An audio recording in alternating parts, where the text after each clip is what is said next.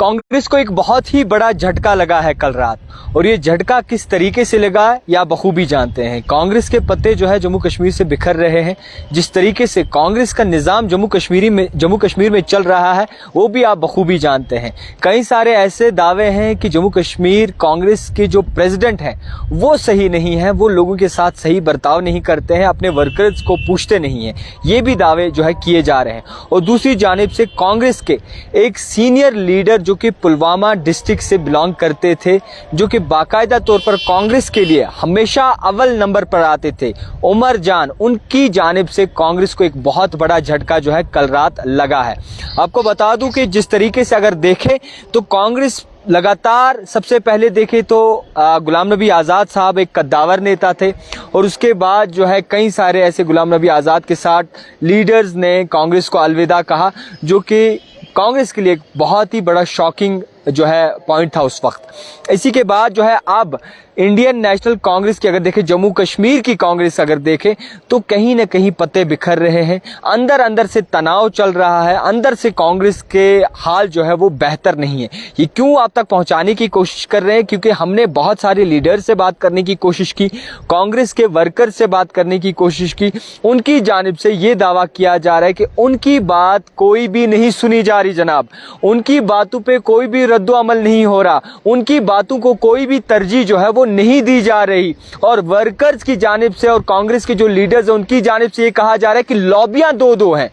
अब ये लॉबियां दो कौन सी हैं ये आप जानते हैं, और किस तरीके से जो है लॉबी बनी हुई है वो भी हम आप तक पहुंचाने की कोशिश करेंगे। अब जो लॉबी दो है वो किस तरीके से हो सकती है, या तो उसमें ऐसा हो सकता है कि जे मीर साहब जो कि प्रेसिडेंट थे, एक उनकी लॉबी हो सकती है, और दूसरी लॉबी जो है विकार रसूल साहब की हो सकती है जो कि प्रेसिडेंट इस वक्त हैं। हालांकि ये दावा है, ये हम नहीं बता रहे, ये बताया जा रहा है और दावे किए जा रहे हैं लोगों के हवाले से, और इसी के साथ साथ जो है लीडर्स के हवाले से। आपको मैं ये भी क्लियर करना चाहूँगा,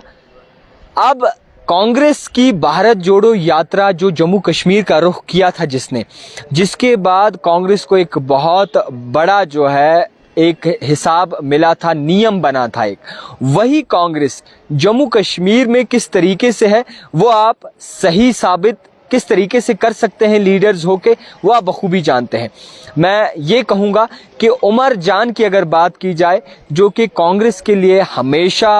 अव्वल नंबर पे खड़े होते थे, कांग्रेस के लिए बाकायदा तौर पर एक मेन पिलर की तरह काम करते थे, और कांग्रेस में अब है ही कौन बचा हुआ।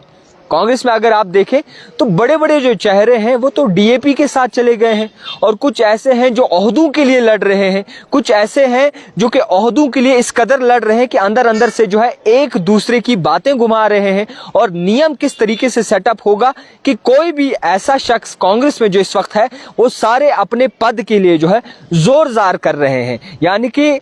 किसको क्या मिलना चाहिए, किसको क्या ओहदा मिलना चाहिए। और बचे कुछ जो चेहरे इस वक्त कांग्रेस में हैं वो भी आपस में ठीक नहीं है, यानी कि उनकी भी आपस में जो है सही तरीके से बनती नहीं है। अब आप देख लीजिए, उमर जान अगर कांग्रेस के लीडर थे उस वक्त, अगर देखें तो कांग्रेस की गुलाम नबी आज़ाद के साथ होते थे, उमर जान बहुत नज़दीक होते थे, और उस वक्त जो है वो कांग्रेस के साथ रहे आज़ाद साहब को छोड़ के। अब आज़ाद साहब तो चले गए, अलविदा टाटा बाय बाय आज़ाद साहब ने कर दिया। अब जो उमर जान बचे थे उन्होंने भी कांग्रेस को जो है टाटा बाय बाय कर दिया। अब आपको बता दूं कि वजूहात जहां तक हमें मौसूल हुए हैं वो ये बताया जा रहा है कि आपस में इख्तलाफात थे और लड़ नहीं पा रहे थे लीडर, यानी कि लीडर जो है एकजुट होकर लड़ नहीं पा रहे थे, एक दूसरे के साथ इत्तेफाक नहीं रखते थे, और इसी के बाद जो है इस तरीके का मामला